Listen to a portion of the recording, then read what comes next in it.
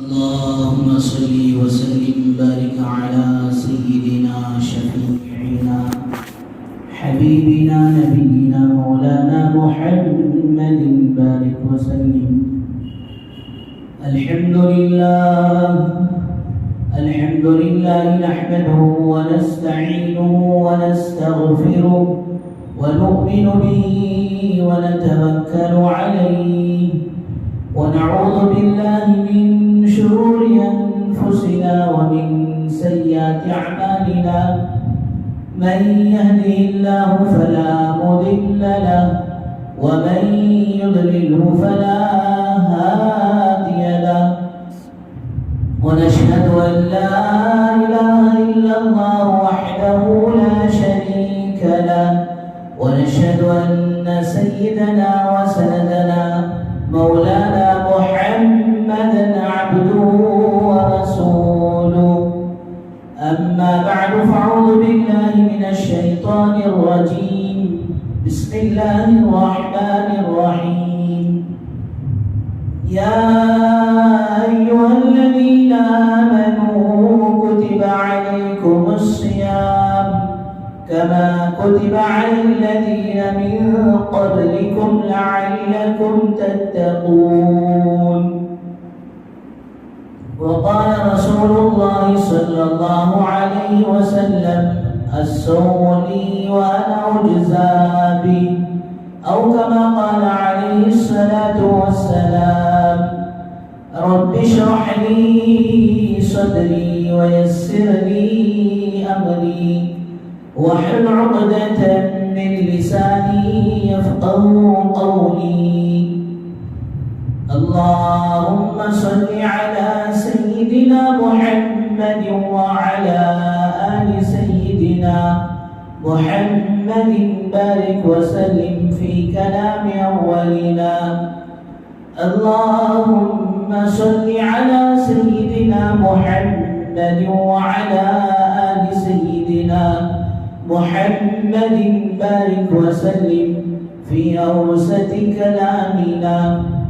اللهم صل على سيدنا محمد وعلى آل سيدنا محمد بارك وسلم في آخر كلامنا. بزرگان محترم و معزز سامعین کرام، اللہ جل جلالہ عما نوالہ کا احسان کرم فضل ہوا کہ اللہ تبارک و تعالیٰ نے ہم سب کو اپنے گھر تک آنے کی توفیق نصیب فرمائی اور کچھ دین کی باتیں کہنے اور سننے کی توفیق و سعادت نصیب فرمائی. درود و سلام نازل ہو آقا مدنی تاجدار مدینہ احمد مجتبیٰ محمد مصطفیٰ وجہ کائنات محسن انسانیت کالی کمرے والے آقا سرور کونین محمد عربی صلی اللہ علیہ وسلم کے ذات عالی پر. بزرگان محترم، الحمدللہ شعبان المبارک کا یہ بابرکت مہینہ رواں دواں ہے اور بہت ہی جلد انشاءاللہ 10 دن کے بعد رمضان المبارک کا بابرکت اور مقدس مہینہ انشاءاللہ ہم سب کو میسر ہونے والا ہے. دعا فرمائیں آنے والے اس ماہ مبارک کی صحیح معنوں میں قدردانی کی توفیق نصیب فرمائیں اور پھر رمضان کی رحمتوں اور برکتوں مغفرتوں سے خوب مالا مال ہونے کی سعادت نصیب فرمائیں. بزرگوں، دوستوں، ہمیں اور آپ کو رمضان کا ویسا استقبال کرنا نہیں آیا جیسا کہ کرنا چاہیے. ویسے رمضان کی تڑپ طلب اور خواہش نہیں ہے جیسی ہونی چاہیے. اللہ والوں کا عجیب و غریب معاملہ تھا. حضرت فضیل ابن عیاض رحمۃ اللہ علیہ جو ایک زمانے میں ڈاکوؤں کے لیڈر تھے، اور پھر واقعہ واقعے میں تفصیل ہے۔ بہرحال خلاصہ کلام یہ ہے کہ ایک مرتبہ ڈاکہ ڈالنے کے لیے ایک گھر پر چڑھے۔ اب اس گھر میں ماشاءاللہ قرآن مجید کی تلاوت ہو رہی ہے، اور میرے بزرگوں یہ رمضان کا جو مبارک مہینہ آ رہا ہے، اس رمضان کا اور قرآن مجید کا بہت ہی گہرا تعلق ہے۔ لوگ پوچھتے ہیں کہ رمضان میں سب سے اہم عبادت کیا ہے؟ فرمایا رمضان میں اور عبادتوں کے ساتھ سب سے زیادہ اہم عبادت اللہ کے کلام کی تلاوت ہے، اس لیے کہ سب سے پہلے قرآن مجید کا جو حصہ اور سورہ اقرا کی جو آیتیں نازل ہوئی وہ رمضان المبارک ہی میں نازل ہوئی۔ قرآن کہتا ہے اِنَّا أَنزَلْنَاهُ فِي لَيْلَةِ الْقَدْرِ، ہم نے قرآن کو لیلۃ القدر میں اتارا۔ اقرأ بِاسْمِ رَبِّكَ الَّذِي خَلَقَ خَلَقَ الْإِنسَانَ مِنْ عَلَقٍ اقرأ وَرَبُّكَ الْأَكْرَمُ الَّذِي عَلَّمَ بِالْقَلَمِ عَلَّمَ الْإِنسَانَ مَا لَمْ يَعْلَمْ۔ یہ جو آیتیں نازل ہوئی دوستو رمضان ہی میں نازل ہوئی۔ تو رمضان کا اور قرآن کا بہت گہرا تعلق ہے، اور رمضان میں کثرت سے قرآن مجید کی تلاوت کا اہتمام۔ تراویح تو ماشاءاللہ اپنی جگہ ہے ہی، تراویح کی کوئی رکعت اور کسی رکعت کی کوئی آیت ہم سے ہرگز نہ چھوٹے، اتنا اہتمام ہو۔ بہرحال حضرت فضیل بن عیاض رحمۃ اللہ علیہ گھر پر چڑھے تھے ڈاکہ ڈالنے کے لیے۔ اب وہاں ماشاءاللہ اللہ کا کلام پڑھا جا رہا تھا۔ 27ویں پارے کی سورہ حدید کی وہ آیت پڑھی جا رہی تھی، أَلَمْ يَأْنِ لِلَّذِينَ آمَنُوا أَن تَخْشَعَ قُلُوبُهُمْ لِذِكْرِ اللَّهِ، کیا ابھی ایمان والوں کے لیے وقت نہیں آیا کہ ان کے دل اللہ کے سامنے جھک جائے؟ فرمایا یہ آیت کانوں پر پڑی تھی، فوراً اسی وقت کہنے لگے بلا یا رب قد آن، اے اللہ کیوں نہیں وہ وقت آ گیا۔ فضیل کب تک ایسی گناہوں کی زندگی گزارو گے؟ اپنے آپ کو مخاطب کیے، کب تک ایسی ملامت کی زندگی گزارو گے؟ کب تک ایسی بے دینی کی اور بے ایمانی کی زندگی گزارو گے؟ دوستو رمضان کے آنے سے پہلے ہمیں بھی اپنے نفسوں کو خطاب کر کر یہ کہہ لینا چاہیے، اس طرح فضیل بن عیاض رحمۃ اللہ علیہ نے اپنے آپ کو خطاب کر کر کہا ہے، کب تک اللہ کے کلام سے بھاگے گا؟ کب تک اللہ کے دین سے دوری اختیار کرے گا؟ آخر تیرا جنازہ تو یہی اللہ کے گھر آنا ہے۔ تو بہرحال بزرگ دوستو، وہ حضرت فضیل بن عیاض رحمۃ اللہ علیہ جو ایک زمانے میں ڈاکوؤں کے سردار تھے، پھر اللہ نے قرآن مجید کی برکت سے ان کی زندگی ایسی پلٹی، ان کی زندگی میں ایسی تبدیلی آئی، پھر ماشاءاللہ اولیاء اللہ کے ماشاءاللہ سردار بن گئے ہیں۔ تو وہ فضیل بن عیاض رحمۃ اللہ علیہ کہتے ہیں کہ ہم رمضان کے آنے سے 6 مہینے پہلے رمضان کا انتظار کرتے رہتے ہیں۔ کتنے مہینے پہلے؟ 6 مہینے پہلے۔ ہمارا حال کیا کر دو، حافظ صاحب، امام صاحب، مولوی صاحب تراویح پڑھانے کا مسئلہ ان کے ذمہ رہتا ہے۔ اب ماشاءاللہ انہوں قرآن یاد کرنا ہے، دیکھنا ہے، اس لیے ہمارے ایک بڑے زبردست حافظ قرآن کہتے ہیں کہ بچہ حافظ قرآن انفرادی طور پر بیٹھ کر اپنے استاد کے پاس بیٹھ کر 3 پارے سنائے، 10 پارے سنائے، 15 پارے سنائے، ایک بیٹھک میں سنائے الحمدللہ سنائے، لیکن سب سے بڑا کمال یہ ہے کہ محراب میں کھڑے ہو کر رمضان میں سنائے۔ وہاں صرف سنانا ہی ہوتا ہے، یا ماشاءاللہ 20 رکعتوں کو بھی یاد رکھنا، رکوع صحیح ہونا، رکوع کی تسبیحات ہونا، اور پھر سجدے کی تسبیحات ہونا، پھر ایک جگہ پر ختم کرنا اور دوسری جگہ وہاں سے شروع کرنا، ماشاءاللہ مستقل ایک مجاہدہ ہوتا ہے، کوئی معمولی بات نہیں، کوئی IPL میچ نہیں، اللہ کا کلام سنانا ایک ذمہ داری کا کام ہوتا ہے۔ اب ان کو فوراً کر حضرت چاند نظر آیا ہے کہ وہاں کان کی اعلان کرے، چاند دسے آگی، چاند دسے آگی۔ تراویح میں پہلے دن پر آواز پڑھا رہا تھا، انہوں فون کرے، انہوں پوچھے، انہوں فون کرے، انہوں پوچھے، کہ اللہ حفاظت فرمائے۔ آخر دوستو ہماری غیرت اتنی بڑھ گئی کہ جس دن 29 شعبان ہے، جس دن یوم الشک ہے، اور جس دن چاند نظر آنے کا امکان ہے، کم سے کم عصر سے ہم چاند کے انتظار میں بیٹھ جاتے، کم سے کم مغرب ہی میں فارغ ہو کر ہم جو ہے مسجد میں بیٹھ جاتے، اور پھر کم سے کم یہ تو کہتے اے اللہ ان اللہ والوں کی طرح ہم 6 مہینے رمضان کا انتظار نہیں کر سکے، کم سے کم 2-4 گھنٹے پہلے بیٹھ کر رمضان کا انتظار کیے ہیں، اور پھر 6 مہینے پہلے ماشاءاللہ رمضان کی آمد کا انتظار، رمضان ہوتے ہی 6 مہینے تک رمضان کے اعمال کو یاد کرنا، اور پھر اللہ سے دعائیں کرنا، اللہ ہمارے رمضان کے اعمال کو قبول کر لے۔ بہرحال بزرگو دوستو، یہ بڑا ہی مبارک مہینہ ہے۔ سرکار دو عالم صلی اللہ علیہ وسلم رمضان شعبان کے آخر میں حضرات صحابہ کو جمع کر رمضان کی اہمیت کو بتاتے ہیں۔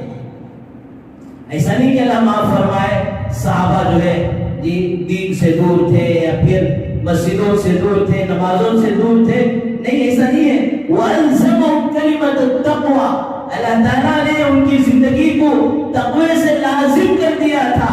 نمک سے کھارے پن کو دور کرنا ناممکن، شکر سے مٹھاس کو دور کرنا ناممکن، فرمایا اسی طرح صحابہ کی زندگی سے تقوی الگ ہو جائے یہ ناممکن۔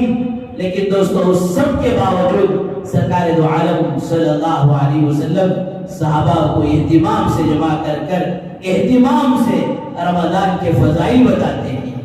آپ نے فرمایا کہ آپ پر ایک مقدس مہینہ، کہ آپ نے فرمایا شہر عظیم، شہر مانے مہینہ، عظیم مانے دوستو بہت بڑا، ایک بڑے کے لیے کبیر بھی آتا ہے، کبیر بڑا، لیکن عظیم یہ بہت بڑا۔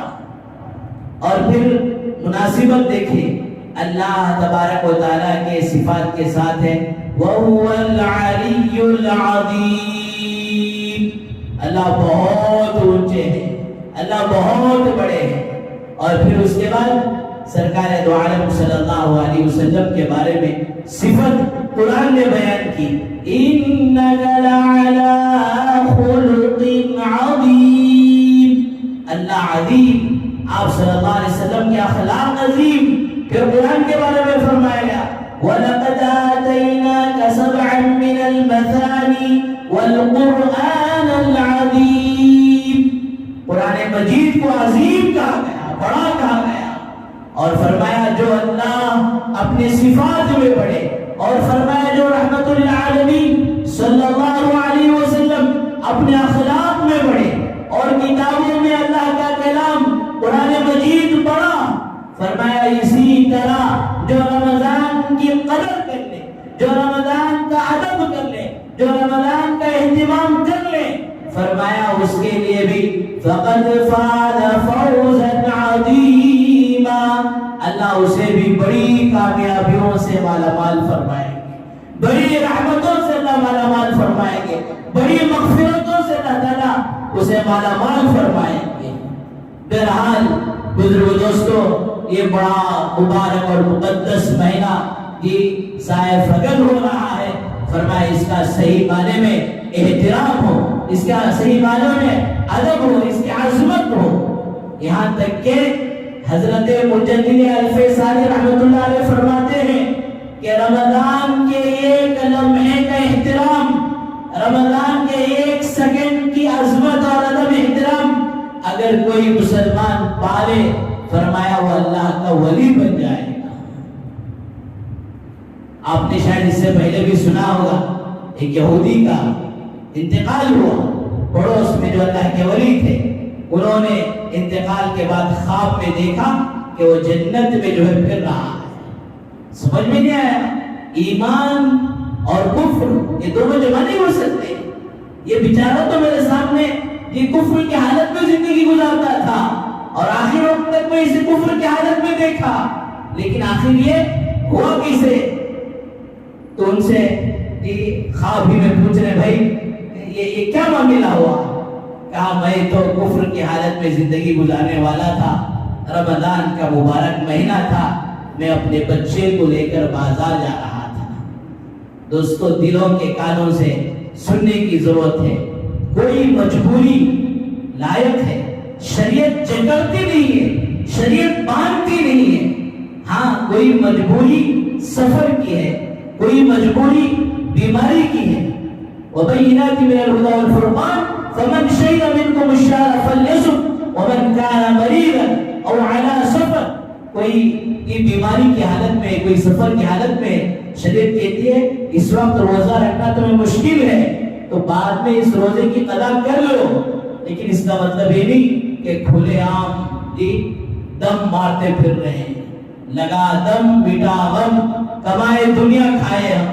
اللہ معاف فرمائے کہ ہوٹلوں میں کھڑے ہو کر بے شرمی کے ساتھ چائے پی رہے ہیں. کیا بھائی؟ نہیں حضرت میں شوگر پیشنٹ کھاتے کھاتے وہ کھانا ہتھی کا چارہ بن گیا اور نام دے رہا ہے شوگر پیشنٹ. اللہ حفاظت فرمائے. ہاں اگر کوئی ایسی مرضی بیماری ہے تو گھر میں بیٹھ کر روزداروں سے ہٹ کر چھپے چھپائے کھانا پینا کرو. ایسا نہیں کہ بے شرمی سے. اللہ حفاظت فرمائے. 3 نوجوان ایک جگہ جالے کو ہی، تو وہ 3 میں سے ایک کا باپ وہاں سے سامنے سے گزر رہا تھا اور 3 میں ایک تھا مسلمان اور 2 دوست جو تھے دوستوں غیر تھے. تو اب ہاتھ میں سگریٹ تھی، فوراً وہ مسلمان باپ کے ادب احترام میں ان دونوں دوستوں نے غیروں نے پھینک کر ادب سے کھڑے ہو گئے. انہیں ماٹھی ملا مارلے کو چھے کیا رہے ڈرنیس تمہیں ہمارا ابا کے سامنے گھر پہ میں پھپنی سے لگا تو تمہیں نہیں کوئی ڈر نہیں. تو فرمایا جو ادب احترام ان غیروں کے دلوں میں تھا اس مسلمان کی وجہ سے وہ بھی چلا. اللہ حفاظت فرمائے. دوستو اس طرح ہو بزرگ پوچھے کیا گزرا؟ کہا بچے کو لے کر بازار میں گیا، گرمی بڑی شدت کی تھی، میرا بچہ پیاز کو برداشت نہ کر سکا، کلنگڑے کی دکان پر جا کر کلنگڑا خرید کر کھا لیا. میرے سے چھوٹا اور دکان پر گیا خریدا، جب تک میری نظر نہیں پڑی، جب میں دیکھ رہا ہوں بچہ کہاں ہے تو وہ کلنگڑا کھا رہا تھا. جا کر میں نے زور سے ایک تھپڑ مارا. ارے غیرت پیدا کر، مسلمان اور مسلمانوں کے بچے رمضان کے مبارک مہینے میں، پوتر مہینے میں روزے سے ہیں اور توڑ کے سامنے کھا رہا ہے. میں نے زور سے تماچا مارا اور کلنگڑا اس کے ہاتھ سے چھین کر پھینک دیا. رات گزری، انتقال کا وقت قریب آیا. پتہ نہیں اللہ کو یہ ادا پسند آ گئی، مرنے سے پہلے میری زبان پر کلمہ جاری ہوا اور بغیر ساری زندگی کے وہ سارے گناہ معاف ہو گئے اور بغیر کسی نیکی کے اللہ نے میرے ساتھ جنت مقدر کر دیا. تو بزرگ دوستو اتنا ادب احترام یہ غیر کر رہا ہے، اللہ اسے ایمان دے رہے ہیں، اللہ اسے جنت دے رہے ہیں، جبکہ مسلمانوں کے لیے تو دوستوں اور پھر گنہگاروں کے لیے یہ مہینہ رحمت کا بن کر فرمایا کہ دوستوں مغفرت کا مہینہ بن کر اللہ ہمیں دے رہے ہیں. اگر ہم نہ لیں تو ہماری بہت بڑی محرومی کی بات ہے. اس لیے کہ استقبال رمضان کا ہی ہے کہ ہمارے اندر اعمال کا جذبہ اور شوق ہو. ایک گھڑی انتظار میں گزرے اللہ مبارک مہینہ کب آئے اور رحمتوں کا مہینہ کب آئے تاکہ اس مہینے میں ہماری عبادتیں زیادہ ہو جائیں. اللہ کے نبی سرکار دو عالم صلی اللہ علیہ وسلم کے متعلق احادیث مبارکہ میں آیا کہ رمضان آتا ہے تو 3 چیزوں میں اضافہ ہو جاتا ہے، جبکہ غیر رمضان میں آپ صلی اللہ علیہ وسلم اتنا نمازوں کا نوافل کا اہتمام کرتے کہ آپ کے پاؤں مبارک پر ورم آ جاتا. غیر رمضان میں یہ معمول ہے تو رمضان میں کتنا معمول ہوگا. عبادتوں میں زیادتی ہو جاتی ہے. اور پھر دوسری چیز دعاؤں کے اہتمام میں، عاجزی اور انکساری میں اللہ کے نبی صلی اللہ علیہ وسلم جی رمضان کے مبارک مہینے میں اور زیادہ رونے میں، گڑ گڑانے میں، عاجزی انکساری میں اور کثرت فرماتے ہیں۔ اور تیسری عبادت فرمایا کہ سرکار دو عالم صلی اللہ علیہ وسلم اس مہینے میں خوب اللہ کے راستے میں اپنے مال کو خرچ کرتے، لٹاتے ہیں۔ غیر رمضان کا یہ عالم ہوتا تھا، یہ کھجور اگر گھر میں رہ جاتا تو آپ کو نیند نہیں آتی تھی جب تک کہ اسے خرچ نہ کرے۔ یہ غیر رمضان میں ہے تو رمضان میں اور زیادہ اہتمام ہوتا تھا۔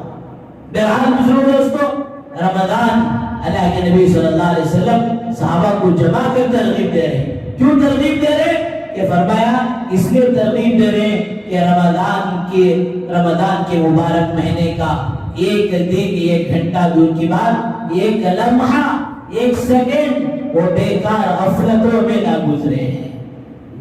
خالی روزہ دوستو اس بات کا نہیں کہ سحری میں کھائے اور پھر افطاری میں روزہ کھولے اور دن بھر جیسے بھی چاہے ٹائم پاس کرتے کرتے یہ روزہ گزار دے، یہ موبائل میں گیم کھیلتے کھیلتے گزار دے، آئی پی ایل دیکھتے دیکھتے گزار دے۔ نہیں دوستو، روزے کو روزے جیسا بنانا، ایسا بنانا کہ جس روزے سے تقوی ہماری زندگی میں آ جائے۔ حضرت عبداللہ بن مبارک رحمۃ اللہ علیہ راستے میں چل رہے ہیں، ایک نوجوان جو ابھی شباب پر تھا، جس کی جوانی کی امنگیں ابھی اس کے چہرے پر ظاہر ہو رہی تھی، حضرت نے سلام کیا، تعارف کیا، اور پھر تعارف کرانے کے بعد اس کا تعارف پوچھنے کے بعد حضرت نے اس نوجوان سے پوچھا کہ بیٹا کیا تم نے کچھ علم بھی سیکھا ہے؟ تو اس نوجوان عجیب و غریب جو ہے حضرت عبداللہ بن مبارک رحمۃ اللہ علیہ کو جواب دیتا ہے، حضرت میں نے انسان کے پارٹسوں کا علم سیکھا ہے، انسان کے اعضاء کا علم سیکھا ہے۔ حضرت پریشان، ارے یہ پارٹس کا بھی کوئی علم ہوتا ہے؟ تو حضرت نے پوچھا بھائی کیا سیکھا؟ کون سے پارٹسوں کا یہ علم سیکھا؟ اس نے کہا 5 اعضاء کا، 5 پارٹس کا علم سیکھا ہے، سر کا، زبان کا، کان کا، دل کا، میں نے یہ اعضاء کا علم سیکھا ہے۔ حضرت پریشان ہو گئے، اس کا کیا علم ہے؟ پھر پوچھنے لگے بیٹا بتا کہ اس میں تو نے کون سا علم سیکھا؟ تو پہلے وہ نوجوان کہتا ہے کہ میں نے سر کا علم یہ سیکھا کہ یہ سر صرف اللہ کے سامنے جھکاؤ، کسی اور کے سامنے نہ جھکاؤ۔ کوئی معمولی بات نہیں ہے، یہ سر صرف اللہ کے سامنے جھکے، کسی اور کے سامنے نہ جھکے۔ میرے بزرگوں، جب تک یہ سر اللہ کے سامنے جھک رہا تھا، اللہ کے رسول صلی اللہ علیہ وسلم کے غلامی میں، جب تک امت اللہ اور اللہ کے رسول کے غلامی میں تھی، ساری دنیا اس کی غلامی میں لگی تھی۔ حضرت صحابہ کی زندگی کو دیکھیں، حضرت اولیاء اللہ کی زندگی کو دیکھیں کہ سارے کی ساری دنیا ان کی غلامی میں، یہاں تک کہ افریقہ کے وہ جنگل کے ترین چرین پرند وہ تک صحابہ کے غلامی کے لیے تیار تھے۔ آج اللہ معاف فرمائے کہ یہ سر اللہ کے سامنے جھکنے سے پیچھے رہ گیا۔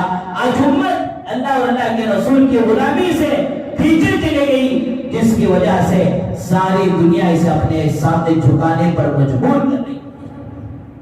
جب تک ایمان والے کا سر اللہ کے سامنے جھکتا رہے گا، کسی اور کے سامنے دوستو اللہ جھکانے سے حفاظت کر لیں گے۔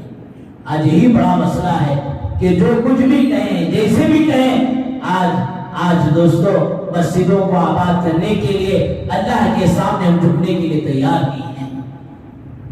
اور پھر پوچھا اور کیا علم سیکھا؟ کہا حضرت اللہ نے مجھے کان جو دیے ہیں، اس کا علم میں نے یہ سیکھا کہ اس سے اللہ کا کلام سنو، اللہ کا قرآن سنو۔ اور رمضان کا دوستو یہ استقبال اور پیغام ہے، ہمارے دلوں کے اندر اللہ کے کلام کی رغبت، شوق ایسا پیدا ہو جائے کہ فرمایا رمضان میں قرآن کے سوا کوئی اور چیز ہم سننے والے نہ ہوں۔ آج کے اس گئے گزرے دور میں ہمارے جہاں میں تو ہم پڑھاتے ہیں، وہاں ہمارے ساتھی استاد پڑھاتے مفتی عبد المتین صاحب، وہ ابھی پرسوں مذاکرہ کرتے کرتے رمضان کو بتا رہے تھے ویل اشارم کے ویلور میں جو مفتاح المدرسہ ہے، وہاں ہمارے ساتھی اللہ والے جو دور دراز سے وہاں اعتکاف کے لیے آتے تھے، ان کی خدمت میں رہتے رہتے روزانہ قرآن مجید ایک مکمل کر لیتے تھے، پورا ایک قرآن مجید۔ آج کے اس گئے گزرے دور میں، بے برکتی کے دور میں بھی فرمایا دوستو ایک اللہ کا کلام پورے کا پورا وہ پڑھ لیا کرتے تھے۔ ابھی 2-4 سال پہلے کی بات ہے، اس لیے دوستو رمضان میں قرآن اہتمام سے سنیں۔ ہاں آج بھی اسے چند نوجوان ہیں جو ماشاءاللہ اذان سے پہلے تراویح کے اہتمام میں آ کر پڑھ آتے ہیں، لیکن وہ ایک دو کی بات نہیں، پورا مجمع کے اندر جتنا مجمع جمعہ میں ہوتا ہے، فرمایا تراویح کے اندر وہ پورے اہتمام سے مجمع اللہ کے کلام کو سنی، اور پھر پرانے بزرگوں کی بات نکالیں۔ کون بھی حافظ قرآن، حافظ صاحب کون اچھے؟ جو شتابدی ایکسپریس کی جگہ جانا، وہ تو بہت بہترین، کوئی رک کر پڑھ رہے ہیں، کوئی دہرا کر پڑھ رہے ہیں، کوئی اٹک کر پڑھ رہے ہیں، کوئی لقمہ لے کر پڑھ رہے ہیں، نہیں بھی انہوں سب برابر نہیں۔ دوستو لقمہ لے کر پڑھنے دو۔ فرمایا امام حرم مکے کے امام کو الحمدللہ کئی مرتبہ سفر کا موقع ہوا، نماز پڑھتے ہوئے کوئی آیت اوپر نیچے ہو جاتی ہے، دہرا کر پڑھتے ہیں، لقمہ لے کر پڑھتے ہیں، کوئی عیب نہیں ہے۔ لقمہ لے کر پڑھنا، رک کر اٹک کر ریپیٹ کر کر پڑھنا کوئی عیب نہیں ہے۔ اس کے مقابل کہ کچھ بھی سمجھ میں نہ آئے، نہ امام سمجھے نہ پھر جو ہے مقتدی سمجھے، اور یعلمون تعلمون میں گاڑی گزر جائے، نہیں، سب سے اچھا حافظ قرآن تو وہ ہے جس کا ایک ایک لفظ پڑھنے کا سمجھ میں آئے ہے۔ بہرحال بزرگوں دوستوں بات آگے چلے گی۔ وہ نوجوان کہتا ہے کانوں سے میں اللہ کا قرآن سنوں اور پھر زبان فرمایا اللہ کی ہر نعمت پر شکر گزاری کروں۔ رمضان میں بھی یہی کرنا ہے، اللہ تو نے رمضان کے روزے کی توفیق دی، تیرا شکر ہے۔ قرآن سننے کی تو نے توفیق دی، اللہ تیرا شکر ہے۔ اور پھر اس کا جو حق ہے وہ حق کے اندر کمی ہو گئی، اس پر میں استغفار کرتا ہوں۔ شکر بھی ادا کریں اور استغفار بھی کریں۔ علماء نے لکھا ہے ہر دین کے عمل کے ختم پر ہر مسلمان کے لیے 2 چیزیں ضروری ہیں، اس نعمت پر شکر گزاری ہو، نعمت کا حق ادا نہیں ہوا اس پر استغفار ہو۔ اور پھر وہ کہتا ہے کہ اللہ تعالیٰ نے یہ جو مجھے دل دیا ہے، اس دل میں اللہ کی محبت کو بٹھا دوں۔ حضرت عبداللہ بن مبارک رحمۃ اللہ علیہ کو اس نوجوان کی باتیں اتنی اچھی لگی، حضرت نے کہا بیٹا میرے لیے بھی کچھ نصیحت کر۔ کون؟ عبداللہ بن مبارک رحمۃ اللہ علیہ، وہ بخاری پڑھانے والے جن کے درس میں، جن کی کلاس میں 40,000 طلبہ ایک وقت بیٹھ کر حدیث سیکھا کرتے تھے، حدیث سنا کرتے تھے۔ تو علماء نے لکھا ہے کہ کبھی کبھار کسی چھوٹے سے کوئی دین کی بات لینا کوئی عیب کی بات نہیں ہے۔ جاوا ابھی تو پڑھتا، ابھی تجھے کیا معلوم ہمارے سامنے کے بچہ تجھ ہمیں نصیحت کرتا نہیں۔ فرمایا دین کی بات جہاں کہیں سے ملے، کسی دیوار سے مل جائے، کسی کتاب سے مل جائے، کسی بچے سے ملے، فرمایا کہ جو ہے لینے میں کیا بھی عیب نہیں ہے۔ تو وہ نوجوان کہنے لگا حضرت میری یہی ایک نصیحت ہے، جب بھی آپ جس کسی سے امید لگائیں تو صرف ایک اللہ سے امیدیں لگائیں، کسی اور سے امیدیں نہ لگائیں۔ اس کی پہلی بات میں بھی فرمایا توحید ہے اور اس کی آخری بات میں بھی توحید ہے۔ بہرحال بزرگوں دوستوں اور بھی بہت سارے رمضان المبارک کے اہتمام سے گزارنے کے تعلق سے اور بھی بہت ساری باتیں ہیں، انشاءاللہ اور بھی 2 جمعوں کے اندر یہ باتیں آتے رہیں گی۔ دعا فرمائے اللہ تبارک و تعالی ہم سبھی کو آنے والے مہینے کی صحیح معنوں میں قدردانی کی توفیق نصیب فرمائے، اور دن میں اہتمام سے گناہوں سے بچا کر یہ روزہ رکھنے کی اور رات میں اللہ کے کلام کو اہتمام سے سننے کی توفیق و سعادت نصیب فرمائے۔ وآخر دعوانا الحمدللہ رب العالمین۔ جو حضرات سنت نہیں پڑھی وہ سنت نہیں۔